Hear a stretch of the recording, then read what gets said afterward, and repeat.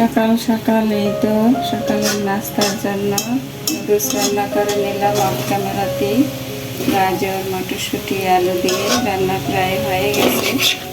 এখন tomato sauce দিয়ে নামিয়ে নেব। তো এটা হচ্ছে ঈদের দ্বিতীয় দিন। আসসালামু আলাইকুম, কেমন আছেন সবাই?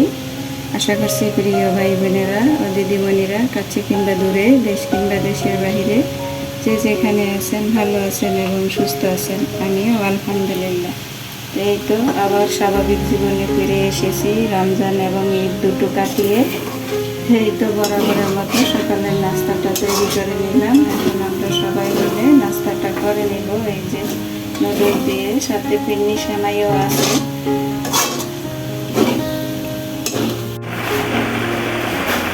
অফ ক্যামেরা চা নাস্তা করা হয়ে গেছে। আর এই তো সকাল সকাল এই যে দেখুন, এগুলো কি ডাল কেউ বলতে পারবেন?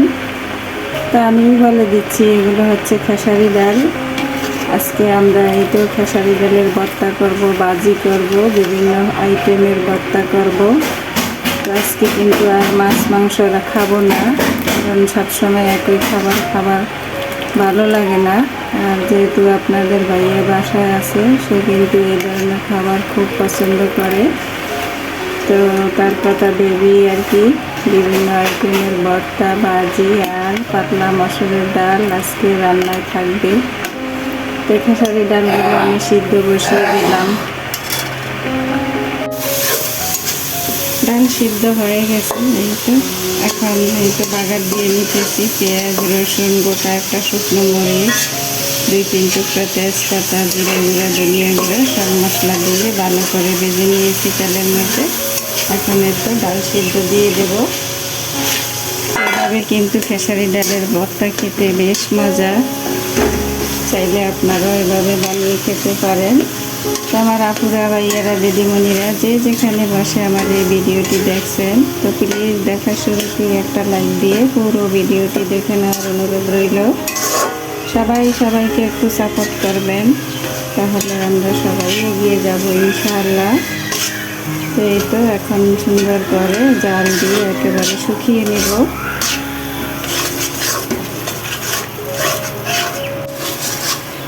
এই তো দেখুন, ডালটা একেবারে শুকিয়ে গেছে। এই পর্যায়ে আমি শুকনো মরিচের গুঁড়ো দিয়ে দিচ্ছি জালের জন্য। জালটা যে যার অনুযায়ী দেবেন, কেউ কম খায় কেউ বেশি খায়। তো এখন কিছুক্ষণ নাড়াচাড়া করে নিলেই হয়ে যাবে খেসারি ডালের মজাদার ভর্তা। এবার এরকম ভর্তা হলে কিন্তু অনেক ভাত খাওয়া যায় তৃপ্তি করে। মাছ মাংস ফেল করবে এই ভর্তা।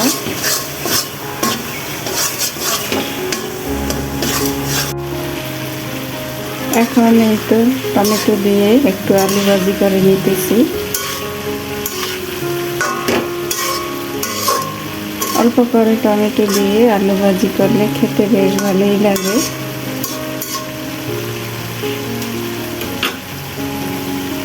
এখন হচ্ছে বিকেলবেলা, অফ ক্যামেরাতে দুপুরের রান্না বান্না খাওয়া দাওয়া সেরে নিয়েছি। আর এই তো বিকেলবেলা চলে আসলাম একটু চটপটি রান্না করব বলে। তো ডালগুলো আমি সুন্দর করে ক্লিন করে নিয়েছি। আর এখন প্রেসার কুকারে দিয়ে চুলায় বসিয়ে দিয়েছি পরিমাণ মতো পানি দিয়ে। প্রেসার কুকারের ঢাকনাটা লাগিয়ে জাস্ট 3টে সিটি দিয়ে নেব।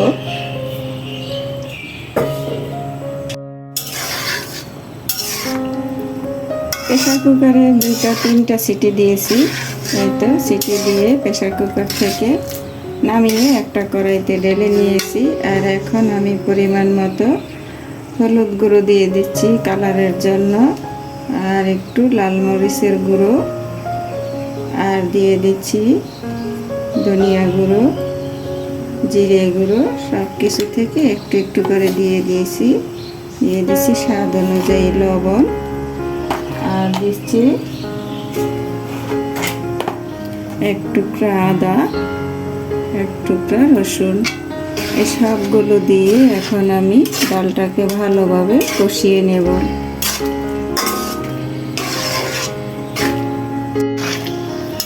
এই তো কিছুটা সময় আমি কষিয়ে নিলাম ডালগুলো। এই দেখুন একেবারে ডালগুলো সফট হয়ে গেছে।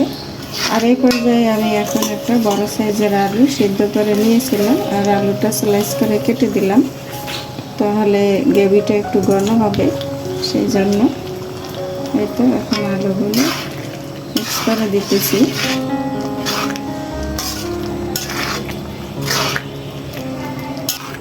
এই তো কষানো শেষ পর্যায়ে এখন আমি জলের জন্য গরম পানি দিয়ে দেব। আর আমি এখানে গরম মশলা দিয়েছিলাম, সেটা স্কিপ হয়ে গেছে। আর এই যে জলের জন্য পানিটা কিন্তু আমি গরম পানি দিচ্ছি, এখানে ঠান্ডা পানি দিলে খেতে ভালো লাগবে না। তো জলের পরিমাণটা যে যার অনুযায়ী দিবেন, কেউ একটু পাতলা পছন্দ করে, কেউ আবার একটু ঘন পছন্দ করে, তো যার যার রুচি অনুযায়ী দিয়ে দেবেন। এখন কিছুক্ষণ রান্না করে নেব। এই তো ডালটা রান্না শেষ। এই যে দেখুন ঘনত্বটা কীরকম রেখেছি। তো এখন আমি কাঠের চুলায় বাগার দেওয়ার জন্য একটা ফ্রাই প্যান বসিয়ে দিয়েছি। আর ফ্রাই প্যানে এখন পরিমাণ মতো তেল দিয়ে পেঁয়াজ বেরেস্তা করে নেব, আর সেটা দিয়ে আমি বাগারটা দিয়ে নেব।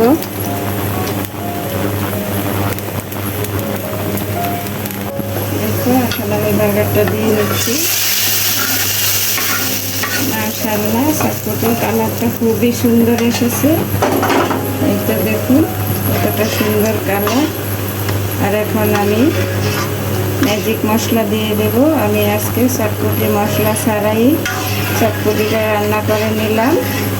ঘরের তৈরি গরম মশলা আর ম্যাজিক মশলা দিয়ে এখন আমি নামিয়ে ফেলবো। এই তো এখন আমি 2 প্যাকেট ম্যাজিক মশলা দিয়ে দিচ্ছি। এই স্বাদের ম্যাজিক মশলাটা দিলে খাবারের স্বাদ দ্বিগুণ বেড়ে যায়। এটা তো আমার সব আপুরাই জানে।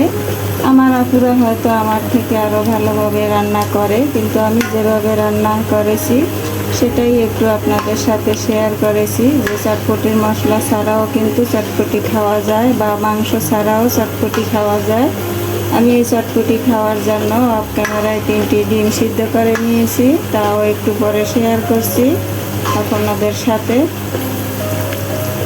এই তো হয়ে গেছে। এখন আমি চুলাটা অফ করে দেব, তা না হলে বেশি ঘন হয়ে যাবে। এটা ঠান্ডা হলে আরও ঘন হয়ে যাবে। তবে যখন টক ব্যবহার করব খাওয়ার সময় দেখা যাবে তখন আবার একটু পাতলা হয়ে যাবে, তাই আমি এই পরিমাণই রেখে দিয়েছি।